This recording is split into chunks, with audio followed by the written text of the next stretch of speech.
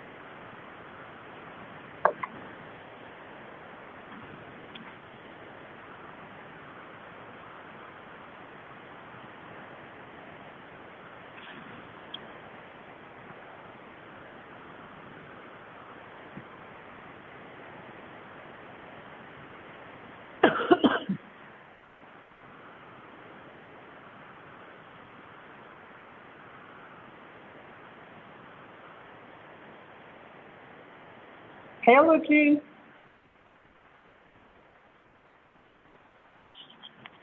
Hey.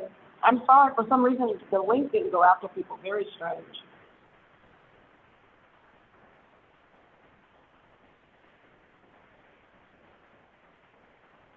Okay, no worries. Everybody's starting to come in now. I'm sorry that the link, we go up with people.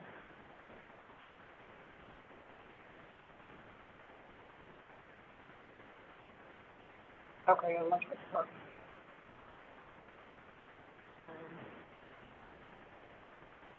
Yeah, there's a couple more people in slide.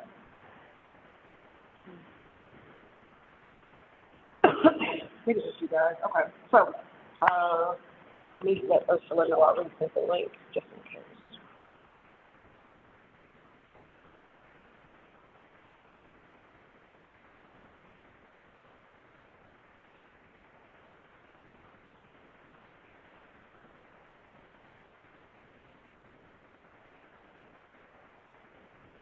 I don't know why is it even, block everybody. So I just resent, I just let Ursula know because I know she wanted to come in. But hey, Tamika, how you doing?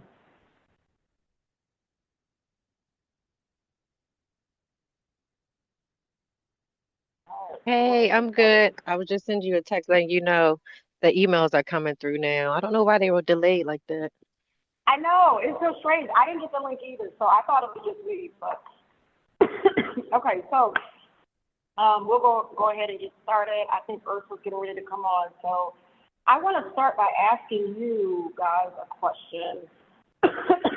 What do you guys, when you guys think about negotiation, what do you guys think are some of the most important things to keep in mind when you enter into a negotiation?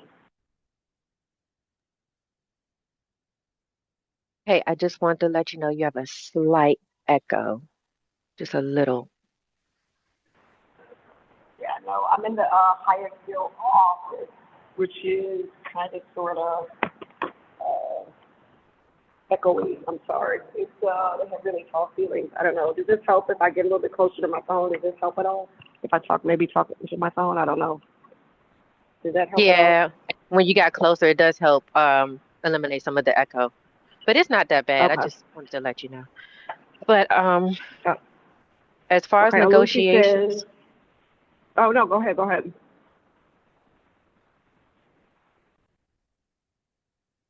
no, I was just gonna say, as far as negotiations, I think about getting the best terms for and price for my customer. That's what I think about when I think negotiations. Like, what are their Okay. Oh, goals? What are their needs? What are they looking forward to getting out of the purchase, or sale? And just be able to, negotiate for to their benefit. okay. Awesome. Awesome. I know Lucy, she's on her lunch break at work. She said, as far as negotiations, one important thing is understanding how competitive the house is and other competitions. Yes, yes, that is important as well. So I will start. I will start by saying that, and both of those are really. I'm gonna pick up my phone and just kind of talk into it to hopefully try to eliminate some of the echo. But negotiations start way further in advance than you think that they do. Okay. I would even say that, you hear the term that says your reputation precedes you. It really does in negotiations. I have seen where, I've seen situations where agents individually have built reputations for themselves where they are extremely difficult to work with. And I've seen situations where it would be a multiple offer situation and two offers were very close. And the listing agent would advise their client that, hey, I've worked with this agent before. This agent is very problematic. They're difficult to work with. They just share that little piece of information, to help the seller, decide who they're going to go with, right? And so, one is the way that you interact with people, right? Your personality, your position, your posture, right? When I go into, you have to first think about building relationships, right?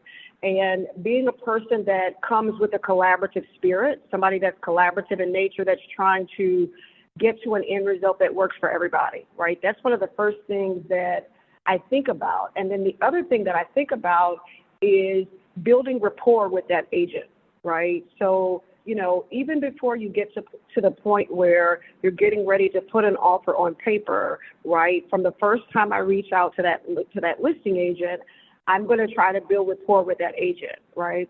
Now, all agents don't necessarily operate the same, right? So some agents, they may not answer their phones as much. They may not get back to you as quickly.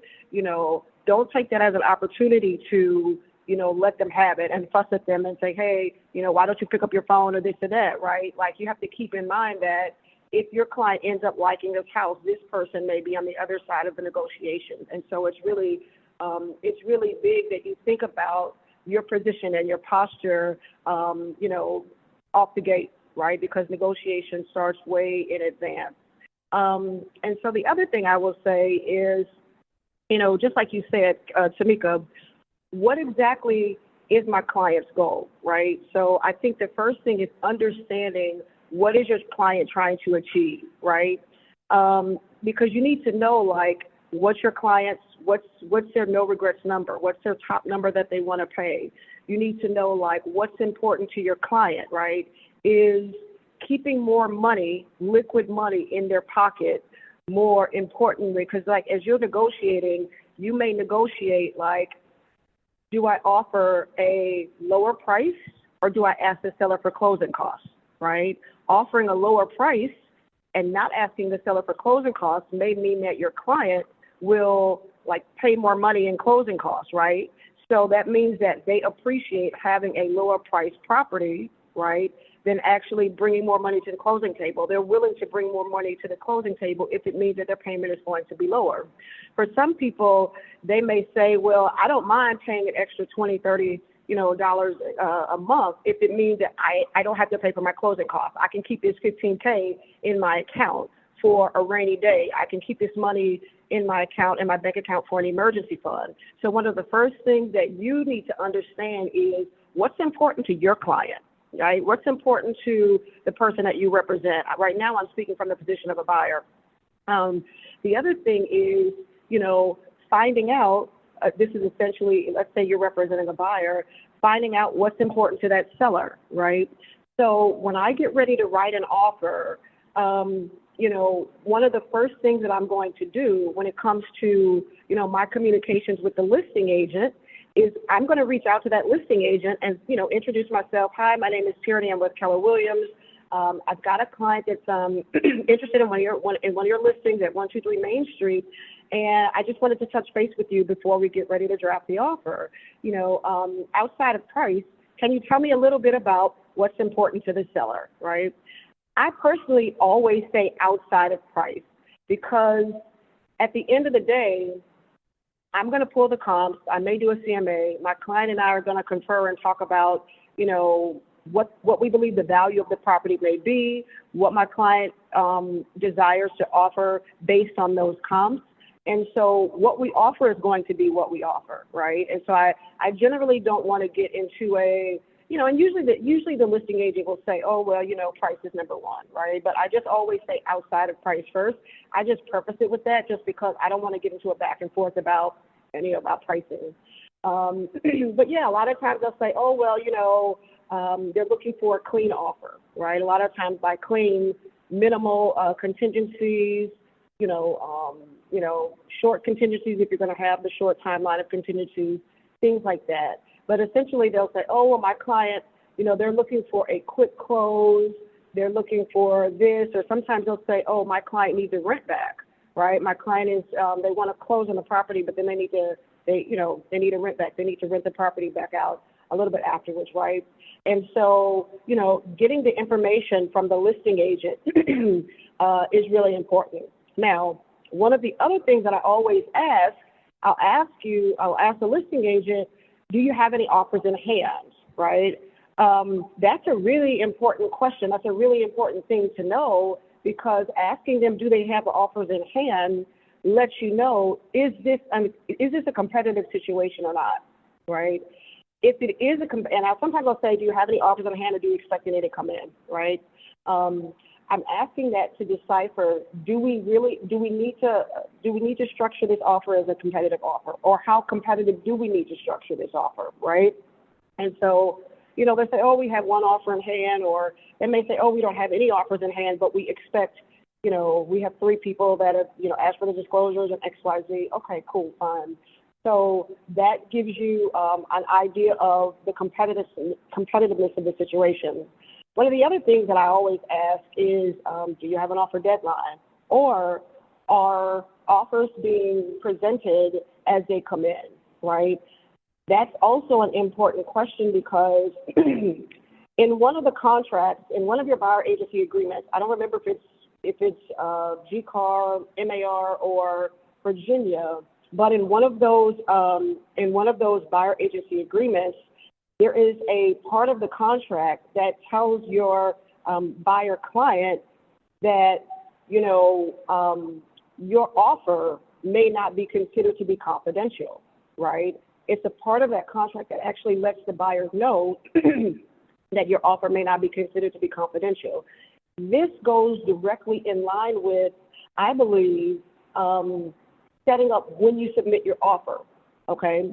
If offers are being presented when they come in and there's no offer deadline, then it may make more sense for your client. It's probably going to make more sense for your client to submit that offer as quickly as possible.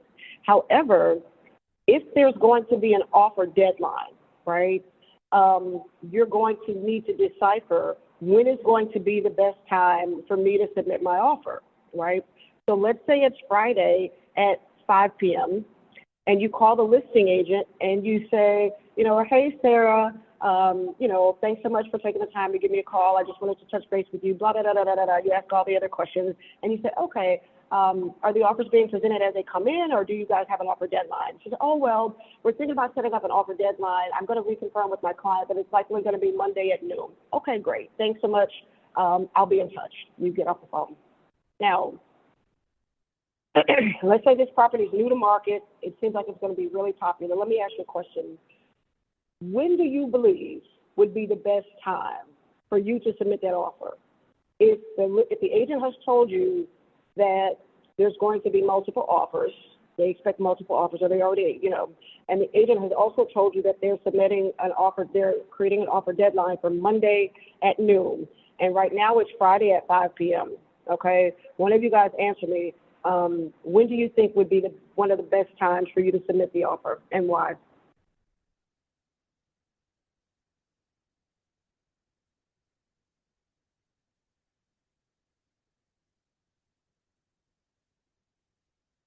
Anybody? Tamika?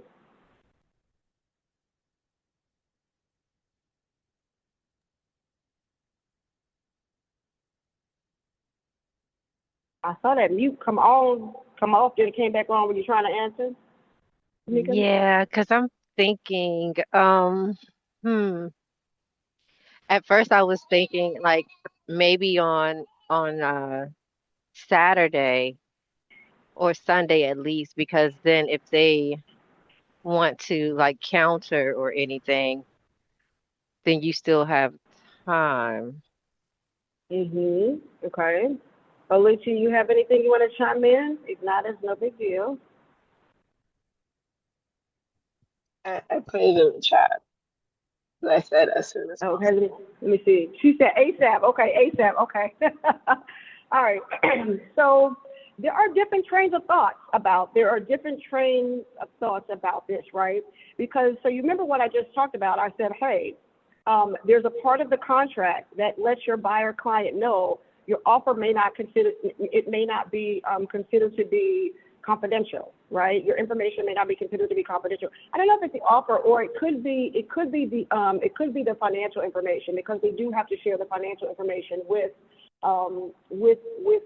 your pre-approval information with the listing agent. But I also do let my buyer client know that your offer may not be considered to be confidential, and here's why.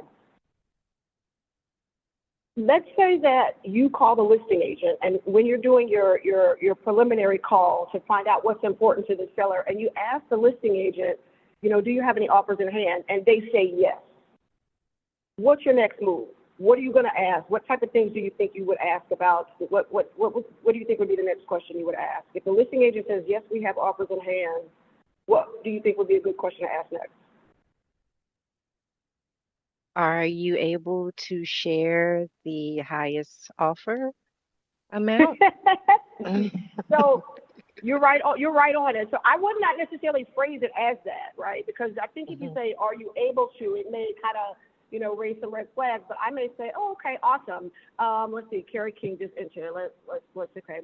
So I may phrase it a little bit differently, right? But if I find out that a listing agent, hey Carrie, if I find out that a listing agent has multiple offers in hand, one of the next things that I'm going to try to find out is what information about those other offers will they share with me, right? Because I'm trying to extract as much information that I possibly can so that I can make my offer, my buyer client's offer, better than what they have in hand, right? So I'm going to say, okay, first of all, I may say, see, here's the deal.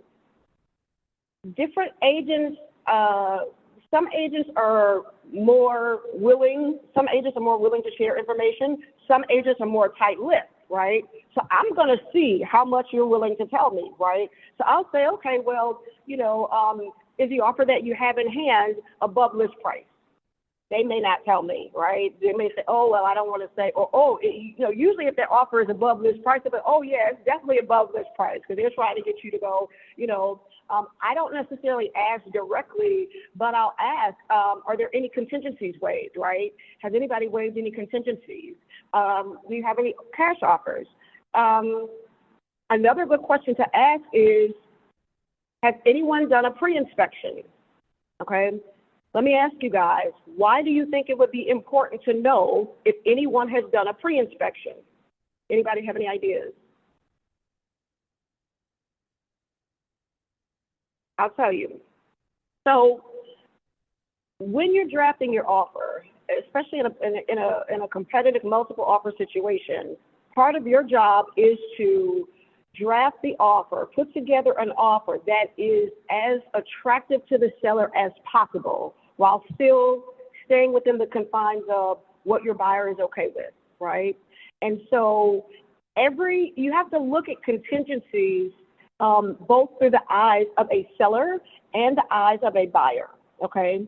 So for a buyer, every contingency that you add into that offer is an opportunity for you to do your due diligence, for you and your lender to do the due diligence that you guys need to do to make sure that this is a solid investment for you, to make sure that you're comfortable with moving forward with this property, right?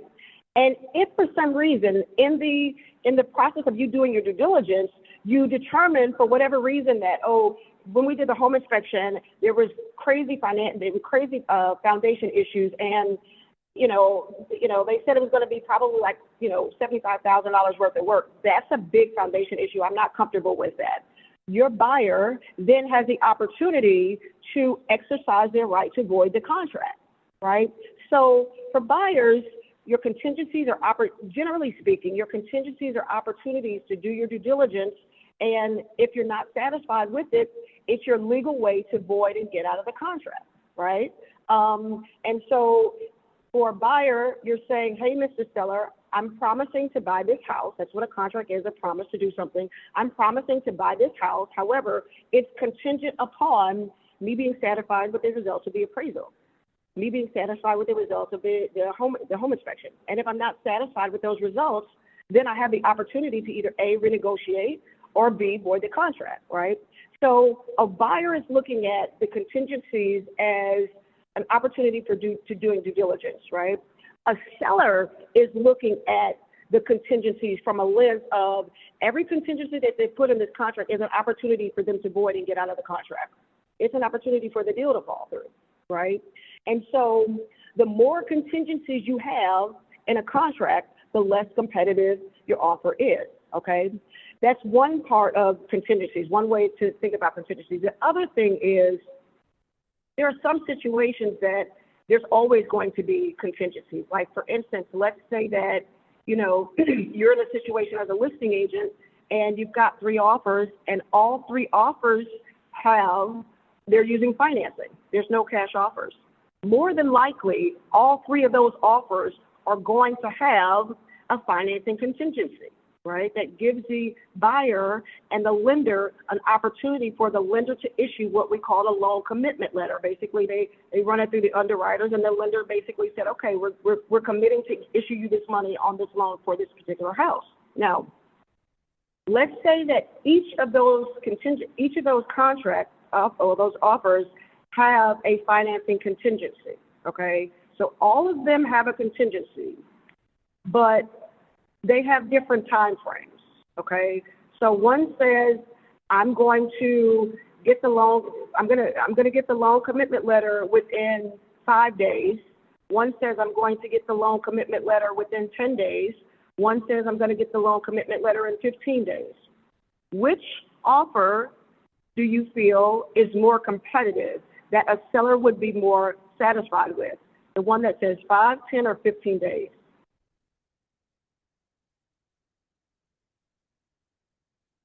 5. 5, exactly, correct. And the reason why is when you put in that financing contingency and you say, I'm going to get this loan commitment letter within 5 days, that means that within 5 days, we're going to know if this deal is going to fall apart or not based on the financing contingency. That's it, right? And so you're looking at, you know, I'll know about the possibility in 5 days, right, less than a week, versus it taking over 2 weeks for me to know, right? And so that's a big difference, right? So when you're structuring your offer, you're going to have to look at, okay, we look at price. I'm going to go back to price in a second, but we're going to look at price. But then once we look at price, because your offer consists of two main pieces, your price and your other terms, price and terms, okay? Now, we know everybody wants to get as much as possible, but once we get past price, okay, we're looking at the terms, right? And so, which is how a seller is going to determine, which is how a seller is going to determine. Let's say that they get an offer, let's say they get 3 offers, and all 3 offers are for $500,000. The way that the seller is usually going to determine who they're going to pick is based on those other terms, right? So the example that we just used is all 3 of them, let's say all the terms are exactly the same except the financing contingency. One has 5 days, one has 10, one has 15. The seller's likely going to go with the one for 5 days, okay? That's financing contingency. The next contingency is the next common contingency that I want to talk about is the home inspection contingency, okay? Now, the home inspection contingency is a wild card, right? A lot of people feel like a home inspection contingency is actually a second round of negotiations, right? And if you can turn your camera on, please do, because I hate talking to black screens. I know, Alucia, I know you're at work. But a lot of people look at the second, the home inspection contingency as a second round of negotiations, because that's where you're going to have an opportunity to do a home inspection. And if there's something that is, thanks, Tamika, if there's something that is, you know, not satisfactory, you get to come back and renegotiate, right? When you come back and renegotiate, that could look like you asking the seller for a seller credit to cover some repairs. That could look like you asking the seller to reduce the price. That could look like you asking the seller to do a whole bunch of repairs, right? And the reason why I say it's a wild card is because there's nothing really set in stone to determine, like, I want to say how reasonable a person is when they ask what they ask, but like, for instance, you know, a lot of times what I'll do when we get to the home inspection contingency part, let's say my client gets a home inspection and they say, okay, these 10 things need to be done, okay? Let's say one of them is the HVAC needs some work, and then the other one is some stuff with the electrical. Okay, well, I may advise my client to say, hey, let's get an HVAC tech out, or let's get an electrical contractor out, an electrician out, or let's get a contractor out to give us an estimate on how much these repairs may cost, right? Let's get some estimates. And so when we when we submit the response to the seller for the home inspection contingency, we can say, hey, Mr. Seller, these things were discovered at the home inspection. We would like to request a reduction, and we're requesting a reduction in price, or we're requesting a seller credit in this amount to cover those items. And we're also, in addition to including the home inspection, we're also including some estimates to substantiate why we're asking for this. Everybody doesn't do that. Some people do, some people don't. And the interesting thing is I've had clients who don't do that, who don't want to do that, but they just literally go on Google and randomly Google how much things cost. And they may just put together this random, and it may not even cost, sometimes people, I had a lady one time, and when you're dealing with your HVAC system, you have two parts. You have the compressor, and you have the I can't think of it. It's not inside, but the inside part of your HVAC system, and the outside you have the compressor. Let's say that the inside part was the furnace, and the inside part was like a $3,000 repair, and that one had just recently been replaced like a year ago, so it was brand new. The outside part was, here's Adriana, she's hopping in. Let's say the air compressor, which is the outside portion, the portion of the HVAC, that one was 20 years old. It was breaking down, and that one was $3,000, right? So instead of just asking for the $3,000 repair for the condenser outside, my client wanted to ask for the whole thing to be replaced. She asked for a credit for $6,000, even though the portion of the AC unit, the furnace inside, was just replaced a year ago, right? So she was literally asking for double what it really cost to legitimately fix the issue, and her justification was, I want everything to be all new, all at the same time. So that's why sometimes the inspection contingency can be considered to be a wild card. You just never know how people are going to come back and respond. But nonetheless, back to what I was originally saying before, when I am asking the listing agent questions, the reason why I ask, have you done any have any other people that have submitted offers done any pre-inspections? The reason why I'm asking that is when somebody does a pre-inspection, okay, they're actually doing a home inspection before they submit the contract, which means that their offer may not be accepted. That means that they're extremely serious about that property, right? That means that they're willing to put out $500-600 to inspect the property that they may not even get. But they're doing so in order to waive the home inspection contingency to be more competitive, right? So keeping in mind how much of a wild card the home inspection can be, here's my next question to you. Let's say that the seller receives 3 offers. One has waived the home inspection contingency completely, meaning that there is no home inspection contingency. One has a home inspection contingency that's 5 days long. One has a home inspection contingency that's 10 days long. Tell me which offer, and all the other terms of the contract are the same. The price is the same. All the other contingencies are the same. The only contingency that is different is the home inspection, okay? One has waived the home inspection contingency. One has a contingency for 5 days long. One has a contingency for 10 days long. Which offer is more competitive and why?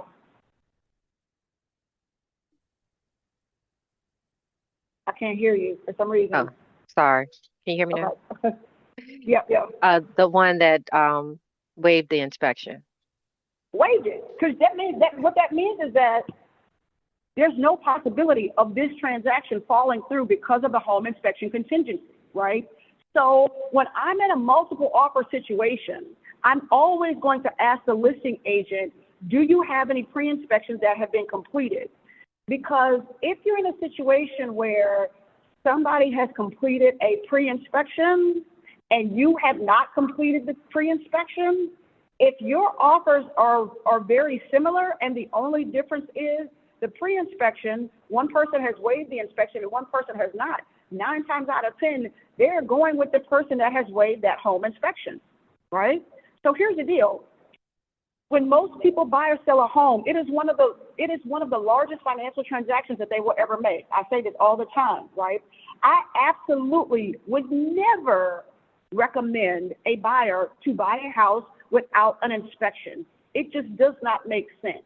However, if you find yourself in a competitive situation, this is the way that you advise your client on how to get the peace of mind of the information that comes from getting the home inspection while also being as competitive as you can in that situation as well. So the situations that I advise my clients to get a pre-inspection, because you don't want to do it for every situation because you don't want to waste money, right? If you're in a situation where the property's been on the market for 60 days, you're the only offer, there are no competing offers, I'm not going to advise my client to get a home inspection because it doesn't make sense. There's no competition. But if I call the listing agent, let's say it's new on the market, it's been on the market for less than a week, I call the listing agent, she's like, yeah, we've got 4 offers in hand, and I ask, do you have any pre-inspections? Well, yeah, we do have one person that's done a pre-inspection, they waived the inspection contingency. That just changed the game, right? If your client decides not to do a pre-inspection, that could be the difference between them getting the house and them not getting the house. I remember I had a client who was, they were buying in Bethesda. This was back in 2021 when things were just flying off the shelf. And at the time, the price point was over $1 million, and offers were like 20 offers, right? 20 offers, 25 offers at the same time, right? And so I remember when I first advised my client, I said, hey, look, in this market, in this area, right, is you're going to have to consider doing a pre-inspection. If you don't, you're dead in the water, right? And the first time they submitted an offer, they weren't really thrilled about the idea of doing a pre-inspection. They did not do a pre-inspection. They didn't. Guess what? They lost the house because about half of the people did the pre-inspection or just waived it completely and not did an inspection at all. But about half of the people or more waived the home inspection contingency. So if you did not waive the home inspection contingency, you were dead in the water, because from a seller's perspective, they're looking and expecting for, once you do that home inspection, you're likely going to come back and try to renegotiate the price down a little bit further, right? When we did that next offer, they absolutely did the pre-inspection and they waived the home inspection. And that was what enabled them to be able to be competitive enough to win once we submitted the offer on that second house, right? So looking at how you're structuring your contingencies is a very big part of negotiations, right? Now, one of the things that I talk about with my clients when I do my buyer strategy session is a lender, okay? I don't think agents really, well, not just agents, not agents, but I don't think people, right, our clients, I don't think they really know and understand just how much more competitive your offer can be made by selecting a certain lender, okay? And the reason why a lender can help your offer be much more competitive is because, okay, outside of price, because we already know they want the most money as possible, but let's just assume that, it's a multiple offer situation and everybody offered the same price. Outside of price, right, the lender controls 3 of the most important terms of that contract, okay? The first term of that contract that the lender controls is how quickly can you close? Settlement, okay? How quickly you can close. A lot of people think cash is king, cash is king, cash is king, right? They think cash is king. They think if they come in with cash because they can move quickly and it's much more of a definitive purchase, right? It's cash, it's not going to fall through because of financing, that it gives them a leg up. Cash does give you a leg up, but here's the deal. Let's say that one buyer is offering $500,000 and they're paying cash. Let's say that the other buyer, the first buyer is offering $500,000 paying cash, and they can close in 14 days, okay? Buyer number 2, they're using financing, and they offer $503,000. They offer $3,000 more, okay? But when they offer that $3,000 more, they're working with a lender that can close just as quick as cash, right? The lender that they're working with has a reputation for consistently being able to close deals in 10 to 14 days, right? And I say has a reputation for, right? Because reputation of lenders is a big deal, right? Like who you choose as a lender, who your client chooses as a lender sometimes can make or break the deal, right?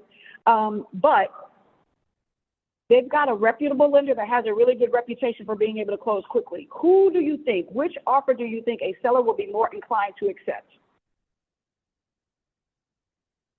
And it's a reputable lender.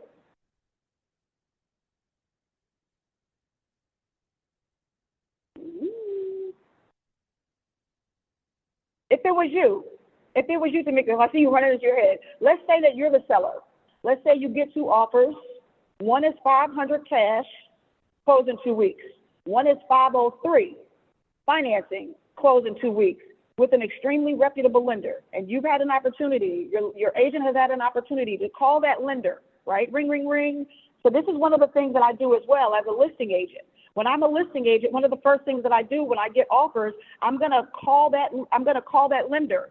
And I'm gonna say, hey, Mr. Lender, this is Karen with Keller Williams. I have an offer for one of my listings by one of your clients. It's Tamika Cutler, right? Oh yeah, I know Tamika. Yeah, that's my client. Okay, well, yeah, I just wanted to touch base with you and find out a little bit about her. Is her financing solid? Oh yeah, her financing solid. We verify income and asset. Her employment solid. Whatever. Okay, great. That's really good to know. Do you foresee any reason why Tamika may not be able to make it to closing? Is there any reason financially that you see that there may be any issues for her to get to closing? Oh no, she's one of the most solid candidates that I have. Her credit score is almost 800. She's woo, woo, woo, woo, woo. She's, she's able to put, a solid amount down, blah, blah, blah, blah, blah. She's a solid, yeah. She's solid. Okay, thank you so much for taking the time to take my call. I really appreciate it. Hope to work with you. Take care. That's the call I just had with the lender. Now we back to the negotiation table. 500 cash, okay, 14-day close. 503 financing, 14-day close with a reputable lender that has verified that you are a very strong applicant, okay? Very strong buyer. Miss Tamika, I'm your agent. I've had a chance to talk to the lender. You said she's pretty solid. Who do you think you want to choose? Which do you think you want to go with?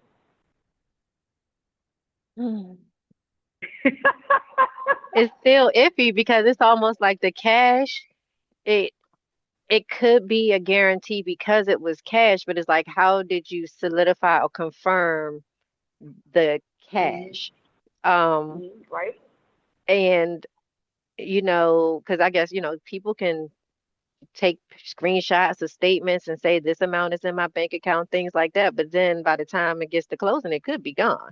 So I feel like having the lender backing the client is a safer bet. Plus, of course, is 3,000 more. Yeah, that's a tough one. It's tough. It is tough. I will say that the same, when somebody submits an offer that is cash, they always have to submit the proof of funds. And so we verify the proof of funds the same way the lender is verifying the proof of funds for their client. So I think both people can go out and buy a whole bunch of stuff and mess up stuff if they wanted to. So I think that one is pretty much the same. But, one is offering a few $1,000s more, right? The thing that I would look at is what are the other contingencies? Okay, what are the other contingencies? Now, remember, for this exercise, we were assuming that all of the other contingencies were the same, okay? But let's change one factor, okay? Now, I said that there are 3 factors that the lender controls, okay? One is how quickly you can close, okay? One is appraisal, okay? How quickly can we get the appraisal done? Some lenders work with appraisers that, Lord Jesus, it may take them, they may ask for 14 days for an appraisal. Some lenders that can move quickly say, okay, we can get an appraisal done in a week. We may have to put a rush on it, but we can get an appraisal done in a week, okay? So some take longer than others. But if there is financing and there is an appraisal involved, right, that means that if that house does not appraise, there's a possibility that the property can fall through on financing. So one of the things as an agent that I'm going to do is I'm going to go back and look at the comps, right? I'm going to look at the comps to see, based on the comps, first of all, do we have solid comps to substantiate an offer price for $500,000? Basically, I'm going to say, okay, Tamika, look here. I looked at the comps, the most recent comps, and based on the most recent comps, we got 4 houses that are very similar to yours, and all of them sold around 500 to 510. So I don't really foresee, I don't necessarily foresee any issues with appraisal, right? Now, I don't have a crystal ball. I can't make any guarantees, but we have a lot of really good, solid comps that I would be really shocked if the home doesn't appraise, right? That's one thing, okay? Looking at the home and the numbers to see, because here's the deal. This was a situation when I was on the listing side once, right? Because you have to be able to look at all of the different areas and aspects of getting the deal as a listing agent. You have to be able and willing to look at all of the different aspects of the terms to negotiate. And your goal is to, aside from getting as much money as humanly possible for the for the seller, the second goal that you have, which is just as important, is looking at which offer has the highest likelihood that it's actually going to get to closing, right? That is just as important, right? So I had a listing that was in PG County. I think it was in Upper Marlboro a while back, right? And I think I had like 6 offers, okay? And let's say that when I did the comps, I had, let's say that the house came in like around, the range that I would estimate that the house was worth was between like 515 and 525 based on my comps, right? That's what I told my seller client. I believe that this house is worth 515 to 525. Okay, cool. So I got 5 of those 6 offers that were right around that price, maybe a little bit higher. Maybe $5,000 or $10,000 higher, $15,000 higher. Okay, cool. So let's say that I got 5 offers, and all of those offers came in between like, hey, beautiful. All of those offers came in between, let's say, 520 and 530. Okay. And remember, I said based on my comps, I felt like the property was worth between 515 and 525. And 5 of my offers came in between 520 and 530. So right within that range to just a little bit over that range, right? Now, I got one offer that was like 595. So if you got 6 offers, okay, and Carrie, if you're available to answer a question, I want you to answer this question because you got to listen. If you got 6 offers in a competitive situation, and if not, no worries, I'll let Adriana or Tamika answer. But let's say you got 6 offers, right? And 5 of them are very close within the range of what the comps say that this property is worth. But one of them is like more than 10-15% higher, right, than what the comps say this is worth. You get one offer around 600, right, where everything else is coming in between, right around 520, 530, right? What do you do then as a listing agent? What do you do then? What's your first thought? We have to look at the appraisal, what it's going to come up for. Okay, yeah. So here's the deal. We know that they're going to do an appraisal, right? And so you're on it. So as a listing agent, you have to advise your client on which offer to select. So that's where we are right now. So you got 6 offers. 5 of them are around within the range of what the property is worth. One of them is very much higher. Okay, no worries, Carrie. I got you. Cool. We good. One of them is closer to 600. Okay. What are your thought processes about that? What are your concerns about those offers? What's your first thing you're thinking? My only concern would be that the higher one could be not approved or not appraised for that much. Aha, exactly. What if that offer for $600,000 does not appraise? Because based on my comps, I got a whole bunch of solid comps that say this house is worth 515 to 525, and I got 5 offers that are within that range. Now, here's the deal.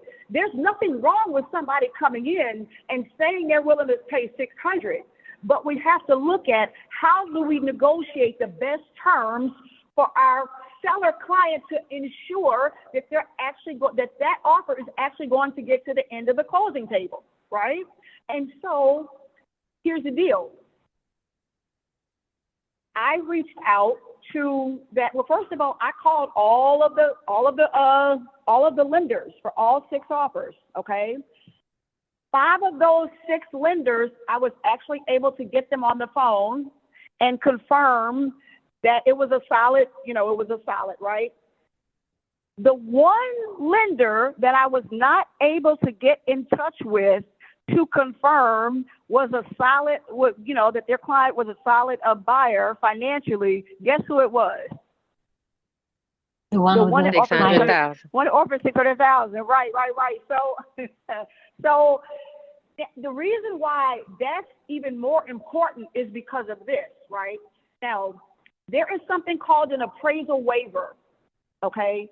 And an appraisal waiver, well, first of all, we do understand that anytime a lender issues a loan to buy a house, more often than not, most of the time, they're going to require a home appraisal because the bank wants to make sure that it is a solid investment. They don't want to give you $500,000 for a house if the house is only worth $450,000, right? They don't want you to be in over your head because what if you default on the loan, right?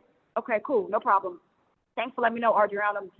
So the bank is the one who requires the appraisal. However, there are certain situations where the lender will allow that appraisal to be waived, right? And so there were times when I had clients in multiple offer situations, and I would say, hey, let me find out from the lender if they can issue what's called an appraisal waiver. Okay, now let me tell you how that works. A lender can, first of all, one of the main criteria in order for a lender to even run your situation through DU. DU is called Desktop Underwriter. That's one of the Fannie Freddie automated underwriting systems. AUS. AUS stands for Automatic Underwriting System. This is lender talk, lender terms right now, right? But in order for a lender to be able to run your buyer client's information, their situation through Desktop Underwriter, DU, they have to be putting at least 20% down. Okay?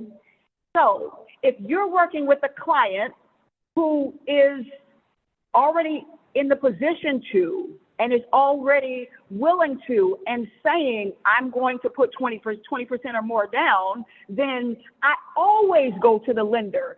And I said, hey, Mr. Lender, my client's getting ready to write an offer on this house, okay? We're going to offer $1 million, okay? She's putting 20% down. Can you run this scenario through DU and see if you can issue an appraisal waiver? Okay, so it's going to run it through the automated system, and the automated system is going to pull some automated comps. It's going to do what it do, okay, and it's going to come back, and the lender's going to say, okay, yes, DU was able to allow me to issue an appraisal waiver, so you can waive the appraisal. Okay, now, what does it mean when a lender issues an appraisal waiver? It means that you don't even have to get the appraisal, period. So if you don't have to get the appraisal, you do not have to put the appraisal contingency. Now, you just made your offer much more competitive because you remember remember earlier in the conversation I told you, when you look at your contingencies, you have to look at them from the eyes of both the buyer and the seller, right? A contingency in the eyes of a seller is just another way that a buyer gets to void the contract. So if you waive the appraisal, that's one less way that that buyer is going to be able to void the contract, which means that your contract is more secure. The deal is not going to follow through because I've had deals fall apart because of the appraisal, right? Because we do an appraisal, the house doesn't appraise, and because of that appraisal contingency, the buyer comes back and says, hey, sorry about that. Hey, we offered $500. It appraised for $475, and the buyer comes back and says, hey, we need you to drop the price to $475. The seller's like, I don't have to. I don't do nothing. I almost said what Mr. Clark said and lean on me. I ain't got to do nothing, but I ain't gonna say it. But I don't have to. I don't have to lower my price. I'm not gonna lower my price. They need to. They're gonna have to bring an extra $25,000 to the close. They're gonna have to. Now here, understand that it doesn't necessarily mean that the buyer has to bring an extra $25,000. It could be taken from their down payment. Okay. So let's say that the buyer's already putting $50,000 down. Let's say that $50,000 is 20%. Okay. If they're putting $50,000 and that's 20%, then that waives their PMI, but they can use that to reduce the price, which essentially may impact their PMI. So I'm going a little bit too deep, but nonetheless, let me pause, because this is only a 1-hour class and I want to be cognizant of time. What questions do you guys have about what questions do you guys have about, just negotiations in general?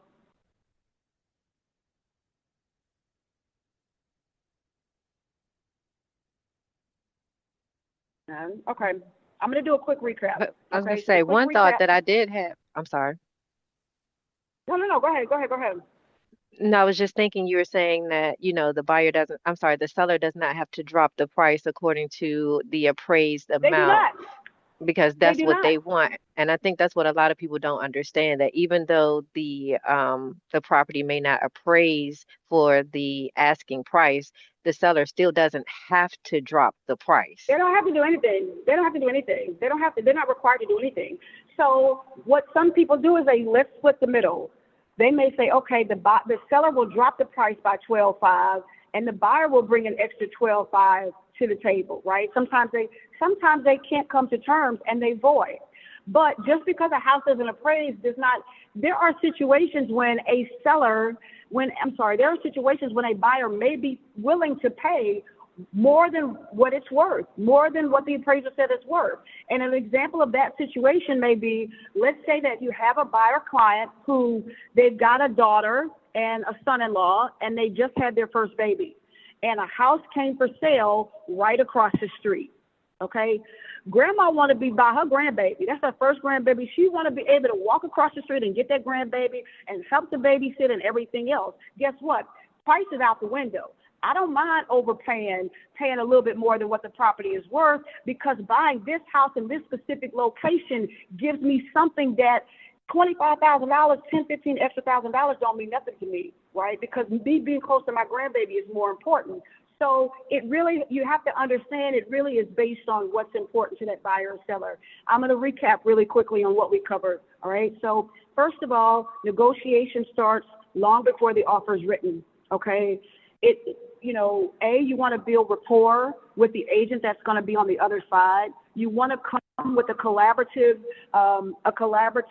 heart, so to speak. You want to show that you're in a collaborative position. You want to create a win-win situation. You do not want to seem like you're problematic, like you're bullying them into anything. You really want to try to collaborate, right, and build a relationship where the agent on the other side has an understanding that, if this transaction gets problematic, I believe that this agent is willing to work with me, and I believe that they're going to be able to work with their client so that we can get to a win-win situation that works and helps us get to the end of the transaction, right? That's positioning, right? The second thing is understanding what your client's priorities are, understanding what's important to your client, right? What's the highest price that they're wanting to pay? Like, what's the most that they want to pay per month, right? Understanding what's more important to them. Do they want to have more liquid dollars in their pocket? Meaning, like, do they want to ask the seller for some closing assistance, or is that not more important to them? Are they willing to pay a higher price or bring more to the closing table if it means even if it means that they're that they're taking much less? Is it more important for your buyer to have a lower price point, even if it means they have to bring more to the closing table? So finding out what's important to your buyer. Okay, when you're on the buy side, finding what's important to the seller, right? Finding out what's important to not just the seller, but finding out what's important to that person on the other side, and using that to leverage and structure an offer that is as competitive and attractive to the buyer as possible, while also staying within the confines of, to the seller as possible, while staying in confines of what your client is comfortable with, right? We talked about finding out the motivation, other things. We talked about working with lenders that can help your offer be more competitive. Let me see. We talked about some of the different contingencies and how those contingencies make your offer more or less competitive, ways to make your offer more competitive while also reducing or eliminating the risks associated with waiving contingencies. We talked a little bit about that. I don't know. It's a short class, so I don't want to go too deep, but hopefully that has been helpful.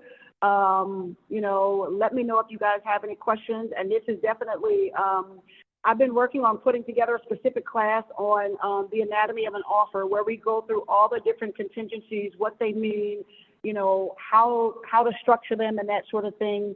If you guys were on the Monday group coaching, maybe last week or week before, not last week, week before, we talked about escalation clauses and all of that. So that all ties in together, but hopefully this class was somewhat helpful for you. And, if you got any questions, hit me up. I'll be here. Thank you. You're welcome. Take care, y'all. Bye-bye. You too. Bye.